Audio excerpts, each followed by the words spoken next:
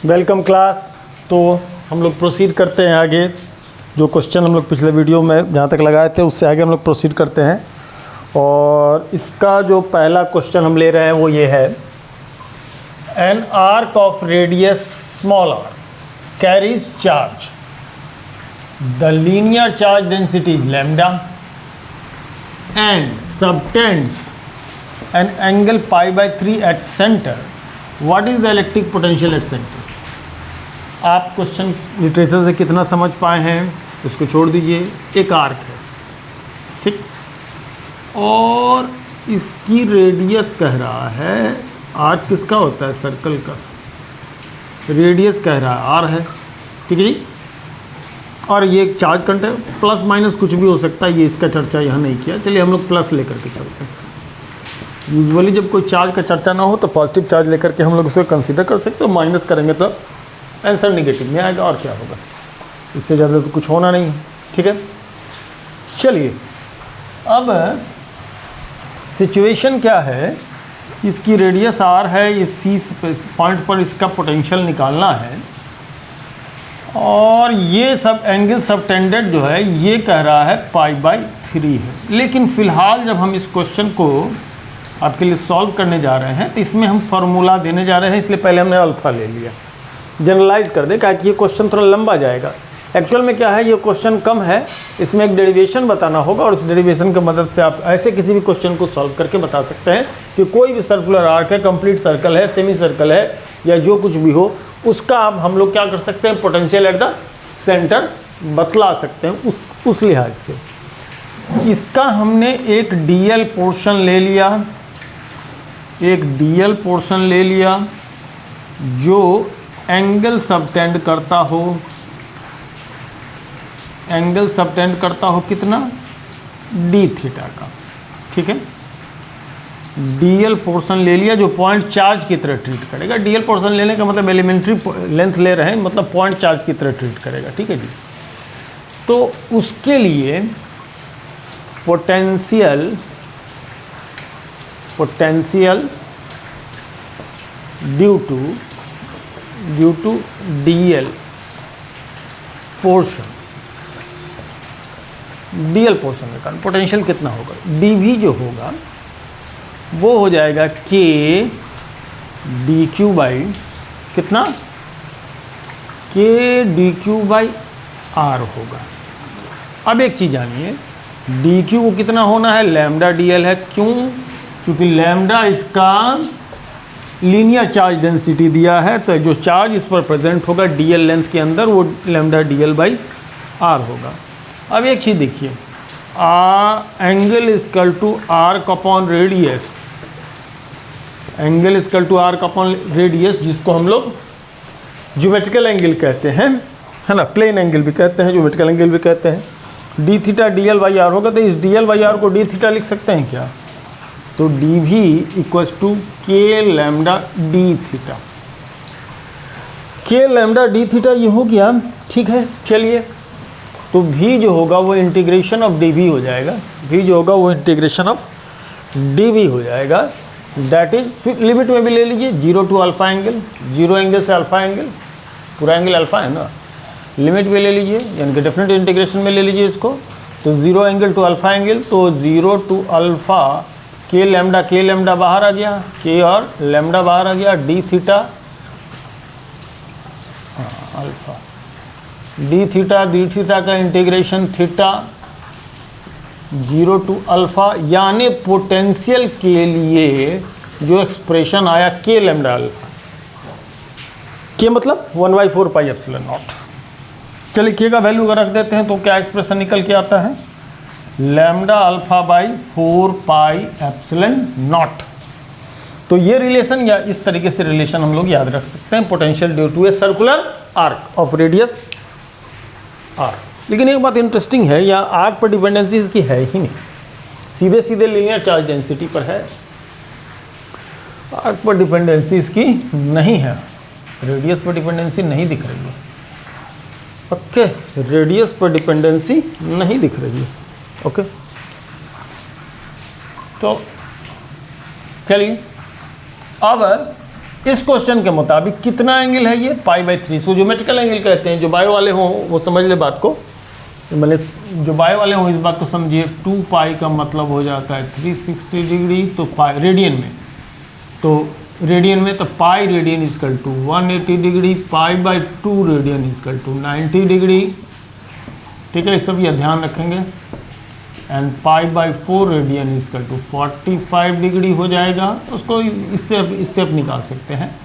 π/3 is equal to 60 degree बनता है, π/6 30 degree बनता है। ठीक है जी।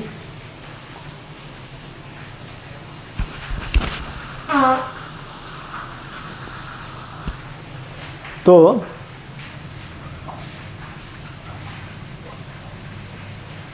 ऐसे में π/6 30 डिग्री बनता है। ओके, अब इसमें हम लोग क्या करेंगे, अल्फा के बदले में क्या डाल दें, अल्फा के बदले में डाल दें हम लोग π/3। तो लैम्डा, और अल्फा के बदले में π/3 4πε0, तो पाई कैंसिल हो जाएगा। ये λ/12ε0। ऑप्शन कहाँ है जी, यहाँ है ऑप्शन।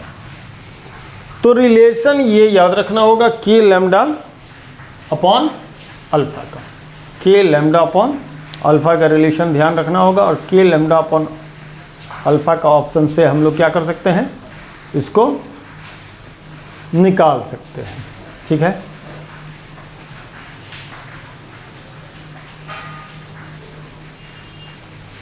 ओके चलिए तब इसको हटाते हैं, नेक्स्ट क्वेश्चन लेते हैं।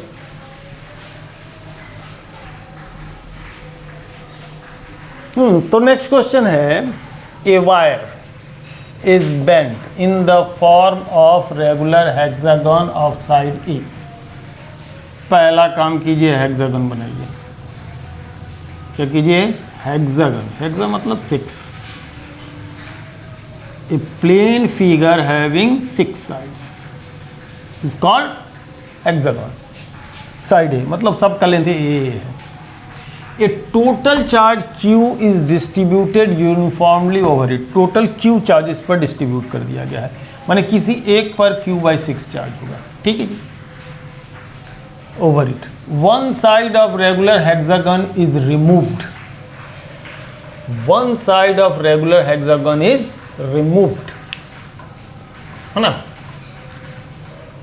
एक साइड को रिमूव कर दिया जाता है, कोई सा एक साइड को रिमूव कर दिया था। चलिए कौन सा साइड हम लोग रिमूव करना चाहेंगे, हम लोग रिमूव करना चाहेंगे, पहले तो देख लीजिए सेंटर कहाँ होगा इसका। ये जो है ना साइड, कौन सा रिमूव करना है, चलिए इसी को रिमूव कर लेते हैं। ये साइड बोल रहा है कि रिमूव करना है, चलिए एक तो साइड रिमूव कर दिए। अब होना क्या है, the electric field due to remaining sides are the centre of the regular hexagon. Question लगाने से पहले सबसे पहले हमको कोई एक बात समझना पड़ेगा कि अगर ये साइड नहीं रिमूव किया गया होता तो क्या हुआ होता। तो देखिए सब पर Q/6 है, सबका डिस्टेंस सेम होगा सेंटर से।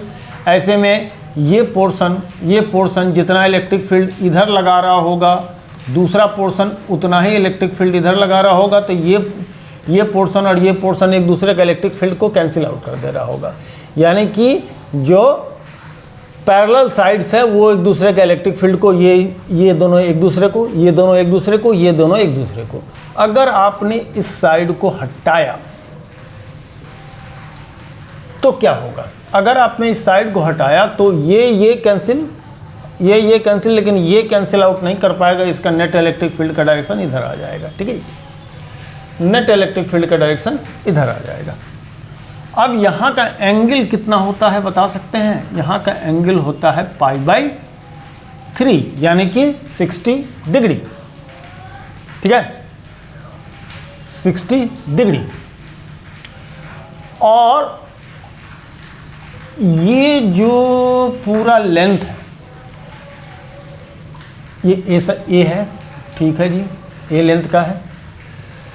क्या इलेक्ट्रिक फील्ड इंटेंसिटी होगा, कोई इलेक्ट्रिक फील्ड इंटेंसिटी जो दोनों साइड हमारा, एक साइड अल्फ़ा एक साइड बीटा एंगल बना रहा होता है, तो K λ/R sine alpha plus sine beta I cap, ये बनता था इलेक्ट्रिक फील्ड इसका, है ना। ये फॉर्मूला बनता था। अगर इसमें ऊपर भी अल्फा हो जाए नीचे भी अल्फा ही हो जाए तो sine alpha plus sine alpha 2 sine alpha, यानी फाइनल फार्मूला देखा जाए तो 2k lambda by R sine alpha, ये रिलेशन बन जाता है हमारा नेट इलेक्ट्रिक फील्ड का। ऐसा हमने पिछले वीडियो में बताया था। अब आप सोच रहे होंगे कि ये सर कहाँ से निकल करके आ गया, ठीक है ना। तो ये वो जिस दिन बताए होंगे, जो लोग देखे होंगे शायद इसको इग्नोर कर दिए होंगे, लेकिन इसकी ज़रूरत पड़ेगी, ठीक है। अब आप इस रिलेशन को हम लोग इस्तेमाल करने जा रहे हैं इस चीज़ में, ठीक है। तो E की वैल्यू है ना 2k लैम्डा, लैम्डा का मतलब होगा q/6 डिवाइडेड a, q/6 से, यही तो हो जाएगा लैम्डा, है ना। q/6a ये हो जाएगा लैम्डा, है ना।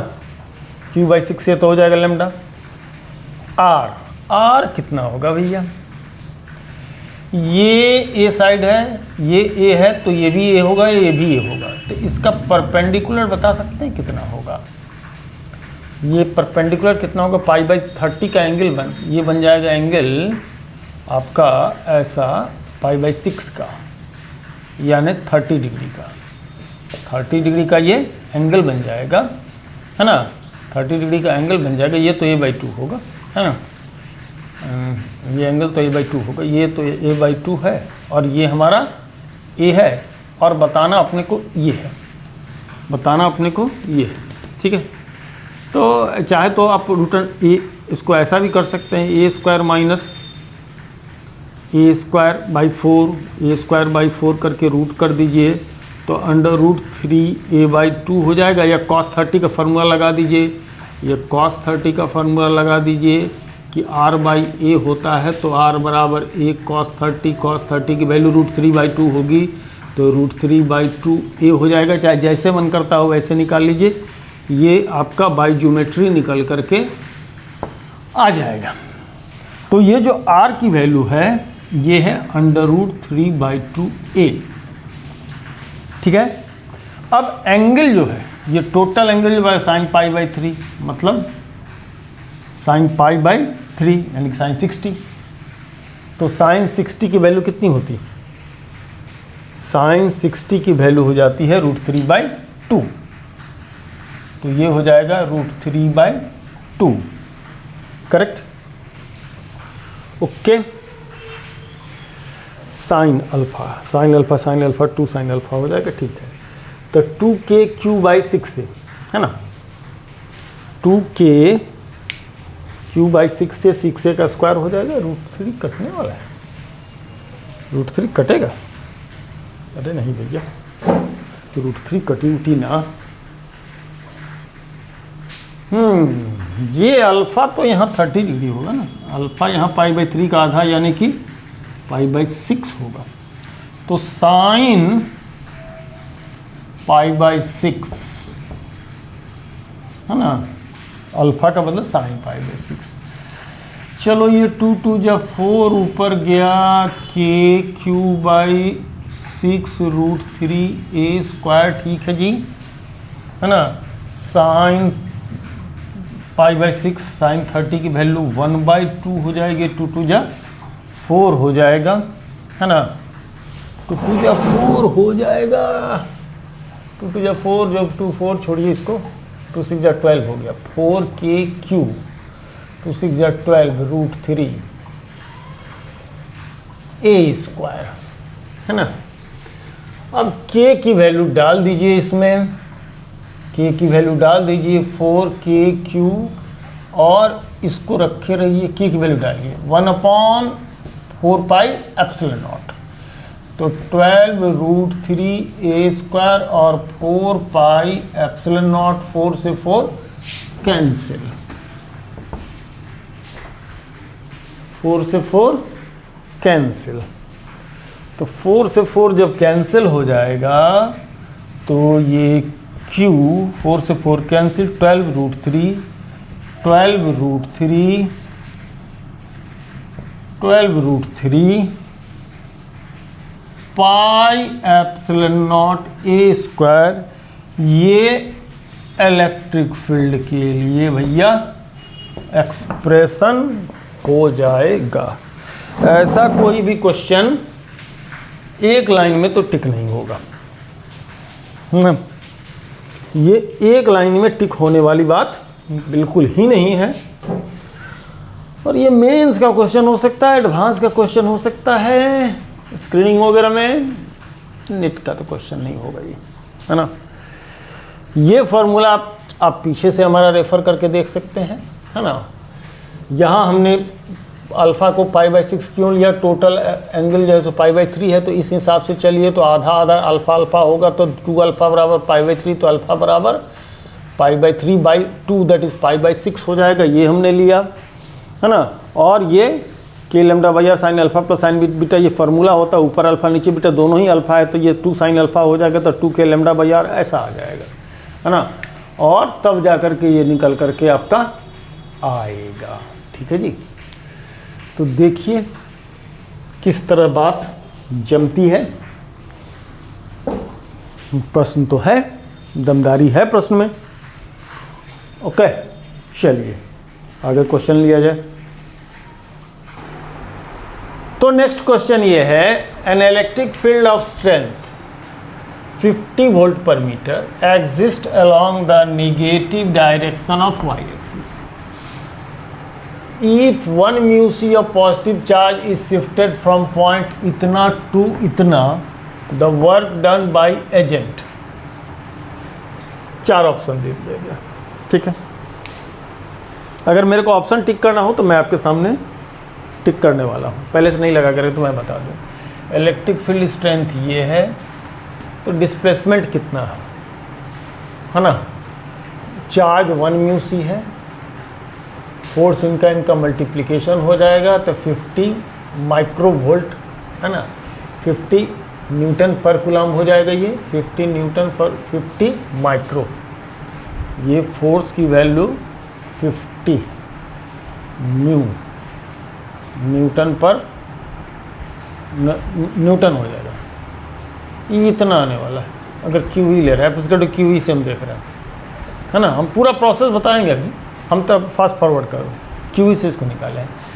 Displacement, work done by agent, work done by agent हमेशा से पॉजिटिव होता है, पहली बात, ठीक है। अब जरा डिस्प्लेसमेंट देखें, 1m से -1m x1 मैंने x कोऑर्डिनेट में कोई डिस्प्लेसमेंट नहीं, डिस्प्लेसमेंट इसका y कोऑर्डिनेट में -1 से 3 यानी 4 मीटर का डिस्प्लेसमेंट हो रहा है, -1 मीटर से 3 मीटर, 4 मीटर का डिस्प्लेसमेंट हो रहा है, और वो भी y के पॉजिटिव डायरेक्शन में, मतलब -1 से 3 तक y के पॉजिटिव डायरेक्शन में है, और electric negative direction of y axis में है इलेक्ट्रिक फील्ड, यानी कि इलेक्ट्रिक फील्ड का डायरेक्शन ये है और डिस्प्लेसमेंट इधर से इधर हो रहा है, यानी कि कहने का तात्पर्य ये होगा कि एजेंट को इधर फोर्स लगाना पड़ा होगा, तो एजेंट का ही फोर्स लगाना पड़ेगा। तो 4 का डिस्प्लेसमेंट, तो 50 के 200 200 माइक्रो है, 200 है, तो 200 0.2 माइक्रो 10 की पावर -6 से मिली में जाएगा, मिली 0.2, ये ऑप्शन होगा, ये ऑप्शन होगा, करेक्ट। तो ये तो मेरे सोचने का तरीका था, ठीक है। अब देखिए कि मेरे दिमाग में क्या चल रहा था और मैं क्या देख रहा था जिसके कारण मैं ये ऑप्शन दे दिया। चलिए पूरी बात को देखिए, पूरी डिटेल प्रोसेस को देखिए। डिटेल प्रोसेस ये है कि ये एक्स एक्सिस वाई एक्सिस रहा होगा, ये एक्स एक्सिस वाई एक्सिस रहा होगा, ठीक है। और कह रहा है इलेक्ट्रिक फील्ड वाई के नेगेटिव डायरेक्शन में है, वाई के माने इलेक्ट्रिक फील्ड का डायरेक्शन ये है, ऐसा होगा, ये हो गया इलेक्ट्रिक फील्ड का डायरेक्शन। इलेक्ट्रिक फील्ड लाइन्स ऐसे होंगे, है ना, इलेक्ट्रिक फील्ड लाइन्स ऐसे होंगे, ठीक जी। अब ये आप जरा सा पॉइंट लीजिए, ये पॉइंट लीजिए, ए पॉइंट कह रहा है, ए पॉइंट का कोऑर्डिनेट 1 और -1 है, या मीटर नहीं लिख रहे हैं क्योंकि मीटर में ऑलरेडी गई, इसका 1 और 3 माने यहाँ से यहाँ तक क्या हो रहा है, ये शिफ्ट किया जा रहा है, तो जाहिर सी बात है वाई के पॉजिटिव डायरेक्शन में शिफ्टिंग हो रही है। एजेंट लगा रहा होगा रिपल्सिव फोर्स क्यू इधर लग रहा होगा, एजेंट इसको धकेल करके इधर ले जा रहा होगा। तो जिस डायरेक्शन में एजेंट फोर्स लगा रहा है डिस्प्लेसमेंट भी उसी डायरेक्शन में हो रहा है, इसलिए वर्क डन हमारा पॉजिटिव तो होगा ही होगा। तो वर्क डन बाई एजेंट जो होगा फोर्स इनटू डिस्प्लेसमेंट की बात करेंगे, फोर्स का मतलब क्यू हो जाएगा, डिस्प्लेसमेंट का मतलब final point 3 minus minus 1, 3 minus minus 1 del X. Q का मतलब 1 म्यू सी यानी कि 10 की पावर माइनस 6 है ना, 10 की पावर 6, और इसका मतलब 50, 3 + 1 4, 200 into 10 to the power minus 6 joule. ये 10 की तो ये 2 into 10 to the power minus 4 joule. इसको और अगर एक पावर ले लें, 10 का डिवाइड कर ले, 10 का मल्टीप्लाई कर लिए तो 10 की पावर माइनस 3 जूल। तो 0.2 10 की पावर माइनस 3 का मतलब मिली जूल है ना। तो वर्क डन 0.2 मिली जूल। ये लगाने का पूरा प्रोसेस हो गया, और दिमाग में मेरे ये सारी की सारी प्रक्रिया, ये जो भी आप देख रहे हैं, मैं जो इससे पहले लगाने से पहले कर रहा था, ये ऑटोमेटिकली हमारे दिमाग में क्या हो रहा था, चल रहा था। वर्क डन यही होता है ना जी, फोर्स एंड डिस्प्लेसमेंट निकालना है। फोर्स क्या होता है, electric force charge into electric field intensity, इसको निकाला गया, रख दिया गया। मेन सवाल है कि ये कॉन्सेप्ट आपके दिमाग में आया या नहीं। अगर ये कॉन्सेप्ट आपके दिमाग में नहीं आ रहा है तो फिर इस जगह पर पहुंचना आपके लिए मुश्किल हो जाएगा। ठीक है जी, चलो इसको रखते हैं, नेक्स्ट क्वेश्चन लेते हैं। तो नेक्स्ट क्वेश्चन है, अब a mass of 2 gram having charge 2 microcoulomb, through what potential difference must it be accelerated starting from rest to acquire a velocity of 10 metre पर सेकेंड। कहने का मतलब इलेक्ट्रिक फील्ड के अंदर 2 ग्राम का एक मास है जिस पर टोटल चार्ज 2 माइक्रोकूलम है, उसको कितना पोटेंशियल डिफरेंस पर एक्सीलरेट करें, कितने पोटेंशियल डिफरेंस पर एक्सीलरेट करें, यहाँ से मान लीजिए, ठीक है ना जी, ओके, कि वो यहाँ तक पहुँचते पहुँचते क्या हो जाए, स्पीड पकड़ ले 10 मीटर पर सेकेंड का। ठीक है, तो ये कहना चाहता है, तो इसके लिए हम लोग क्या इस्तेमाल करेंगे, कंजर्वेशन ऑफ एनर्जी की, कंजर्वेशन ऑफ एनर्जी की potential energy equals to kinetic, loss in potential energy equals to kinetic energy. तो काइनेटिक एनर्जी तो होता है कितना, half M B square. Half M का मतलब 2 gram, gram 10 to the power -3 KG, kilogram में अगर करते हैं 1000 ग्राम का 1 किलोग्राम होता है। वेलोसिटी मतलब 10 का स्क्वायर चाहिए, 10 मीटर पर सेकंड का चाहिए। 10 का पावर 2, 10 की पावर -1, 2 कट गया, 10 टू द पावर -1 जूल। ये एनर्जी चाहिए उसको भैया, कितना, 10 की पावर -1 जूल चाहिए। पोटेंशियल एनर्जी कितनी होगी, पोटेंशियल एनर्जी कितनी होगी, पोटेंशियल एनर्जी हो जाएगी क्यू वी।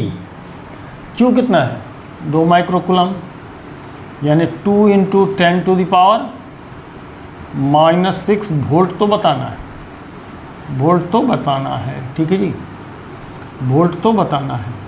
तो 2 into 10 to the power -6 into V, तो v equal to 10 to the power -1 divide 2 into 10 to the power -6। चलो, तो 1/2 इंटू 10 टू द पावर -5 आएगा, 1/2 10 टू द पावर -5 ऊपर जाएगा 10 की पावर +5 आएगा।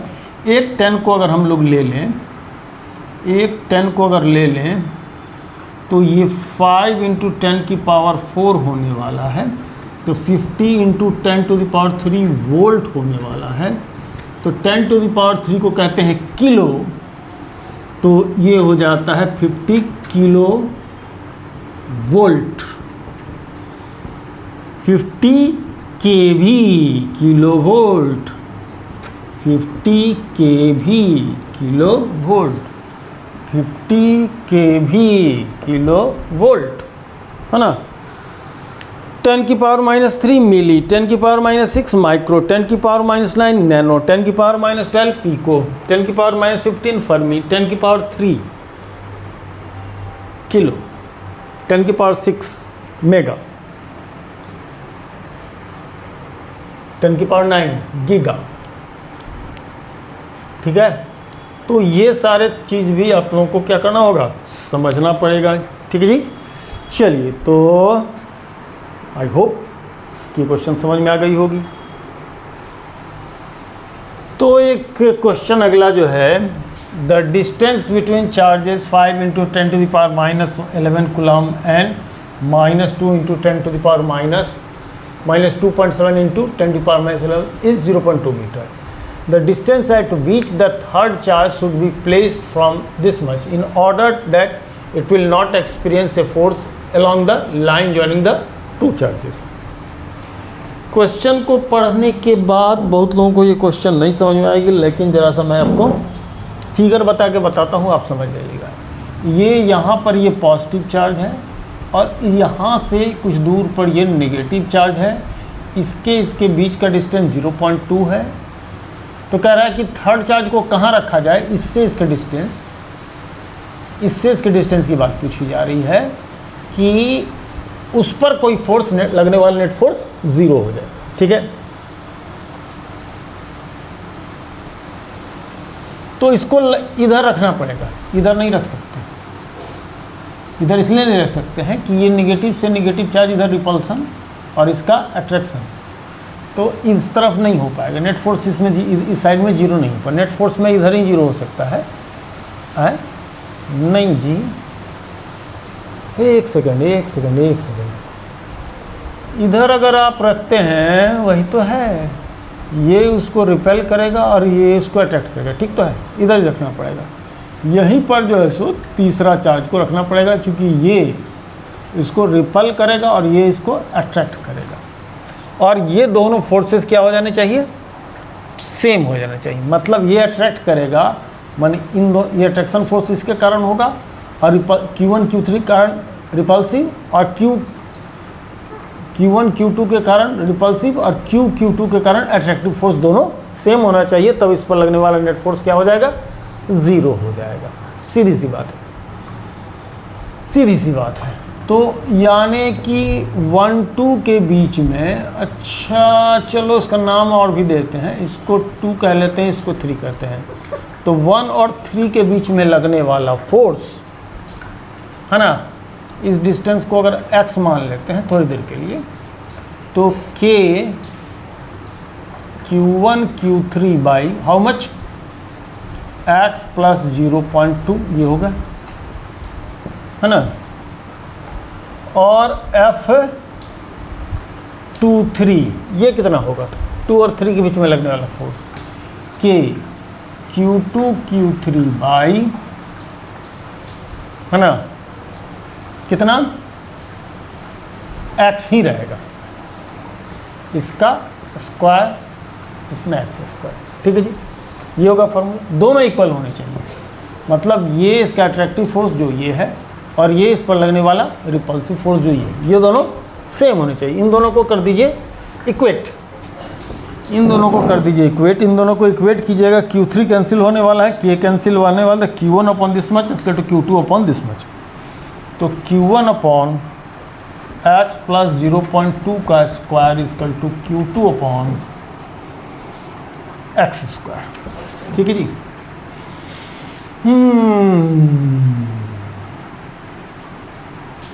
तो Q1 Q2 2.7 है, 5 है, 5 से 27 कटता उठता है क्या। चलो जरा इसका वैल्यू भी रख देते हैं। Q1 किसको कह रहे हैं, इसको कह रहे हैं ना, है ना, मैग्नीट्यूड ले रहे हैं, इसलिए हम लोग यहाँ माइनस प्लस लेने वाले नहीं हैं। Q1 इसको कह रहे हैं, हाँ जी। तो 2.7 × 10⁻11 x प्लस 0.2 का स्क्वायर इक्वल्स टू Q2 का मतलब हो जाएगा 5 × 10⁻⁻11 x स्क्वायर। ठीक है, ठीक है, x स्क्वायर। ठीक है, चलिए 10⁻⁻11 कैंसिल हो जाएगा, यानी 2.7/x प्लस ये 0.2 मीटर। इसको सेंटीमीटर में कर ले क्या, 0.2 का मतलब हो जाएगा 20 सेंटीमीटर। 20 सेंटीमीटर 20 सेंटीमीटर 0.2 मीटर, बिल्कुल सही है। तो अगर हम लोग इसको आंसर सेंटीमीटर में, ये डेसिमल वाला झंझट हमारा ख़त्म हो जाएगा, तो इसको 20 सेंटीमीटर कर लीजिए, बाद में हम लोग ले लेंगे ना उसको। इसको 20 कर लीजिए, 2.7 यहाँ और यहाँ x प्लस 20 का होल स्क्वायर और यहाँ x का स्क्वायर। बड़ा कठिन है, बहुत कठिन है। 2.7/5 x प्लस 20 का स्क्वायर, ये बड़ा लंबा कैलकुलेशन का क्वेश्चन हो जा रहा है। 5 × 2.7 कैंसिल कितना पर होगा भैया, 0.4। 5 चौका 20, 0.4, 5 चौका 20 बचा 7, 5 एकम 5, 2, 0.414।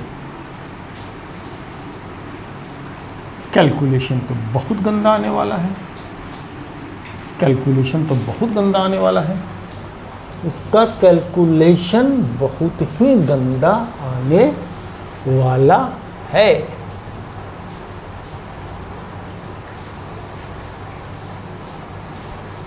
तो होगा तो इसको सॉल्व करने से, है ना, आना तो है इसको सॉल्व करने से। 0.2 मीटर है तो 0.65 0.44 मीटर, ये कितना हो सकता है लगभग में अगर आंसर लेते हैं तो x का स्क्वायर प्लस 2.7। चलिए थोड़ा सा मैं रुक कर कैलकुलेशन कर दूं, बहुत ज़्यादा वीडियो लंबा सोचने में नहीं है, कैलकुलेशन में वीडियो पॉज कर लेते हैं। तो एक करेक्शन है इसमें। करेक्शन ये है कि ये जो Q1 Q2 चार्ज लिए थे वो, और जो Q3 हमने यहाँ लिया था, यहाँ नहीं होगा। यहाँ नहीं होने के पीछे कारण क्या है कि जो पॉजिटिव चार्ज है वो ग्रेटर मैग्नीट्यूड है, नेगेटिव चार्ज वो स्मॉलर मैग्नीट्यूड का है। तो इस साइड में तो इसका न्यूट्रल पॉइंट आएगा नहीं, आएगा यहाँ पर, यहीं पर नेगेटिव चार्ज होगा। इसके बीच का फोर्स ऑफ अट्रैक्शन और इसके बीच फोर्स का रिपल्सन। तो Q1 Q3 और ये है, तो ये x लेते हैं, तो इसके नीचे x का क्या होगा, ये स्क्वायर आएगा, और इसमें ये x प्लस, अगर इसको 0.2 को सेंटीमीटर में ले तो x प्लस 20 का होल स्क्वायर आएगा, है ना। तो ये Q2 के नीचे x प्लस 20 आएगा, Q2 के नीचे x प्लस 20 आएगा, इसके नीचे x का स्क्वायर आएगा। तो यहाँ ये x का स्क्वायर और यहाँ ये x प्लस 20 का स्क्वायर, है ना। यहाँ से इसको हटा दिया जाए, यहाँ से इसको हटा दिया जाए,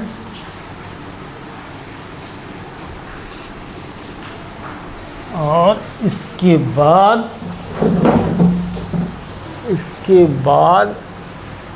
10⁻11 कैंसिल हो जाएगा, है ना। तो x प्लस 20 का होल स्क्वायर इधर divided x square equals to 5/2.7 होगा। इसको सिंप्लीफाई कर लीजिए भैया, इससे आंसर निकल जाएगा। न्यूमेरिकली इसको लगाने में डिफ़िकल्ट है। ये क्वेश्चन जो पिक किया है न्यूमेरिकली बहुत ज़्यादा टाइम खा जाएगा। ऐसा कोई क्वेश्चन आए तो लगिएगा एग्जामिनेशन में, इसके पीछे लगिएगा भी नहीं। ये क्वेश्चन केरला PET में पूछे हुए हैं किसी साल, बहुत ज़्यादा बकवास टाइप का क्वेश्चन है, ठीक है। चलिए, तो आज थोड़ा सा वीडियो में लंबा नहीं कर रहे हैं, वजह ये है कि बरसात हो रही है, थोड़ा गर्मी भी लग रहा है। फिर इसके अगला पोर्शन हम कुछ क्वेश्चन सेलेक्ट करके तब हम बताएंगे। 2-3-4 क्वेश्चन सिलेक्टेड थे, इसलिए हमने वीडियो स्टार्ट कर दिया। लेकिन अब जो हम क्वेश्चन हमारे सामने एक के बाद एक आ रहा है, वो अच्छा प्रश्न नहीं आ रहा। इसीलिए हम थोड़ा सा क्वेश्चन सेलेक्ट करके तब नेक्स्ट वीडियो डालेंगे। ठीक है जी, धन्यवाद।